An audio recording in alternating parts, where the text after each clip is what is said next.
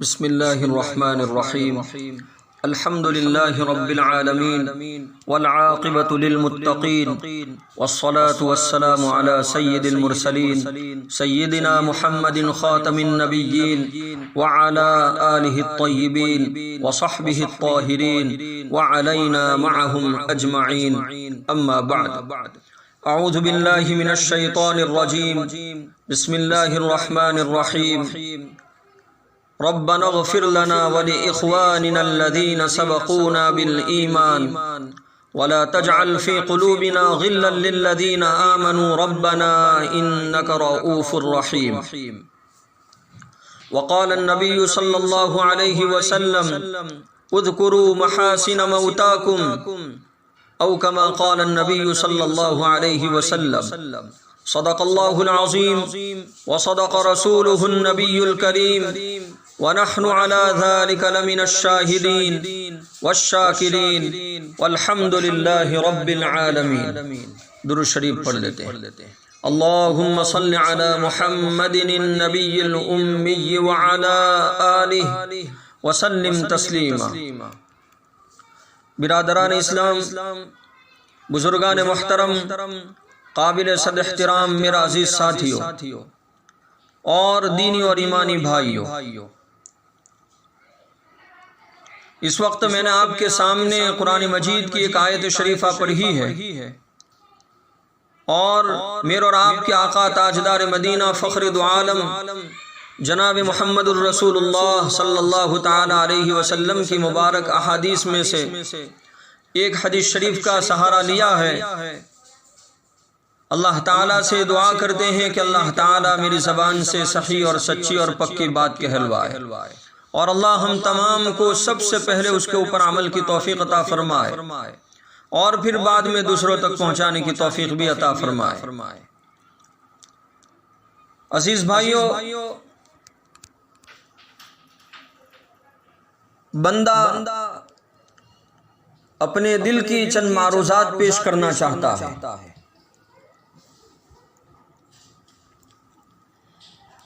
عزیز بھائیو،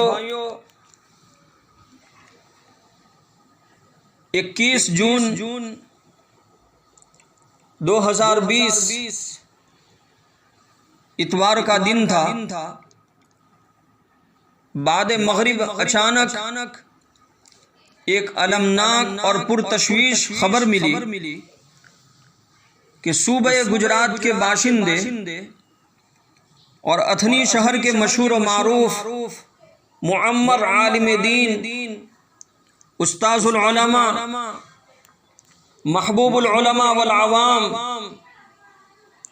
حضرت مولانا عثمان صاحب قاضی فلاحی گجراتی رحمت اللہ علیہ سڑک حادثے کے شکار ہوئے. میرج کے دواخانے میں زیر علاج رہے تقریباً 40 گھنٹے. 40 گھنٹے کے بعد ایک نہایت ہی پرحسرت یہ خبر بھی موصول ہو گئی کہ آپ رحمت اللہ علیہ نے دواخانہ ہی میں داعی اجل کو لبیک کہا اور مولائے حقیقی سے جا ملے. انا للہ و انا الیہ راجعون. محترم سامعین کرام، حضرت مولانا رحمت اللہ علیہ کے اس حادثے ارتحال اور سانحہ وفات نے دلوں پر بجلی گرا دی. اس المناک خبر نے دل و دماغ کو ہر دوسرے موضوع سے بیگانہ کر دیا. ہر جانے والا اپنے پیچھے ایسا مہیب خلا چھوڑ کر جا رہا ہے کہ اس کے پر ہونے کی کوئی امید نظر نہیں آتی. جہاں تک علم کے حروف و نقوش، کتابی معلومات اور فن کا تعلق ہے، اس کے کرنے والوں کی تو کوئی کمی نہیں، لیکن دین کا ٹھیٹھ مزاج اور مذاق اور تقوی اور طہارت، سادگی اور قناعت اور تواضع و للہیت کا البیلا انداز جو کتابوں سے نہیں بلکہ صرف اور صرف بزرگوں کی صحبت سے حاصل ہوتا ہے، دھیرے دھیرے ختم ہو رہا ہے۔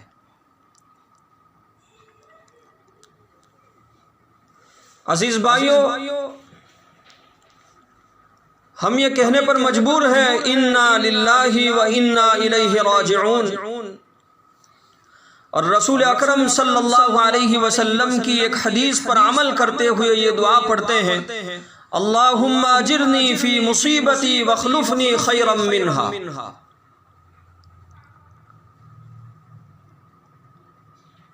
ایک مقولہ بڑا مشہور ہے، علماء کرام نے لکھا ہے،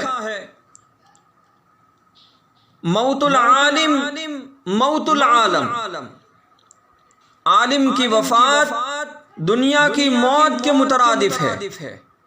عالم کا مرنا گویا پوری دنیا کا مرنا ہے، اور میں سمجھتا ہوں کہ یہ مقولہ حضرت مولانا عثمان صاحب رحمۃ اللہ علیہ کی وفات پر بالکل صادق آتا ہے۔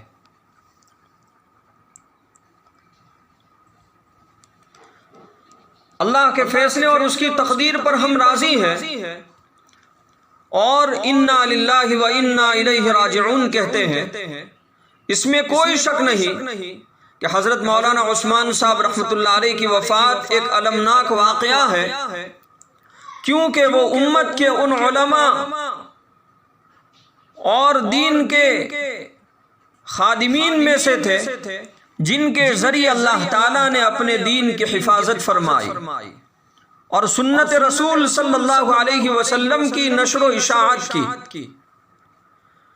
حضرت مولانا عثمان صاحب رحمۃ اللہ علیہ کی وفات امت مسلمہ کے لیے بہت بڑا خسارہ ہے، کیونکہ آپ ان علماء میں سے تھے جنہوں نے کتاب اللہ، سنت رسول اور اسلام کی تعلیم کا جھنڈا بلند کیا تھا، اور وہ بھی ایک ایسے وقت میں کہ جب امت مسلمہ کو اس کی شدید اور سخت ضرورت تھی۔ عزیز بھائیو، ایک عالم دین، ایک اللہ والے کی موت ایک عالم کی موت قرار دیا گیا۔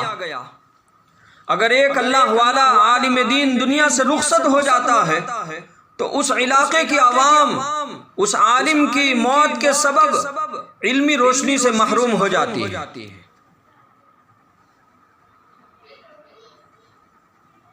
علماء کرام نے لکھا ہے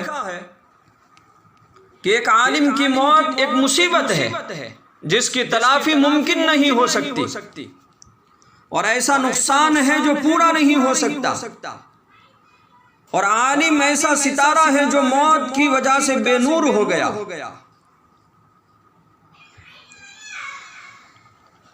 محترم سامعین کرام، گزشتہ چند مہینوں میں جس کثرت سے علماء کرام رخصت ہوئے ہیں اس سے سب واقف ہیں، اور غالباً یہ علماء کرام کی اموات کا سلسلہ اور دنیا سے رخصت ہونے کا سلسلہ تقریباً 2020 سے چل رہا ہے۔ تقریباً 2 سال کے قریب ہو چکے کہ ہمارے بہت سارے علماء کرام ان 2 سالوں کے بیچ میں رحلت فرما گئے اور اپنے مولائے حقیقی سے جا ملے۔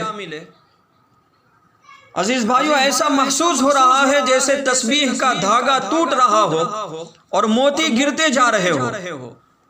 چنانچہ بعض لوگوں نے ایسے قابل ذکر علماء کرام کی فہرست بنائی تو تعداد 100 سے تجاوز کر گئی۔ پھر ان میں بہت سے حضرات وہ ہیں جو عمر یا صحت کے اعتبار سے ایسے تھے کہ ان کی وفات ایک ناگہانی حادثہ سمجھی گئی، اور ان پر وہ مشہور شعر صادق آ گیا۔ فرمایا، زمانہ بڑے غور سے سن رہا تھا، زمانہ بڑے غور سے سن رہا تھا، ہم ہی سو گئے داستاں کہتے کہتے۔ اور سچی بات تو یہ ہے کہ جو شخصیات فعال اور کارگزار ہوتی ہے ان کا کسی بھی عمر میں جانا ایسا محسوس ہوتا ہے جیسے اچانک ہوا. اس لیے کہ اچانک کی موت اور غیر متوقع محسوس ہوتی ہے. اچانک کی موت غیر متوقع محسوس ہوتی ہے. عزیز بھائیو، ہم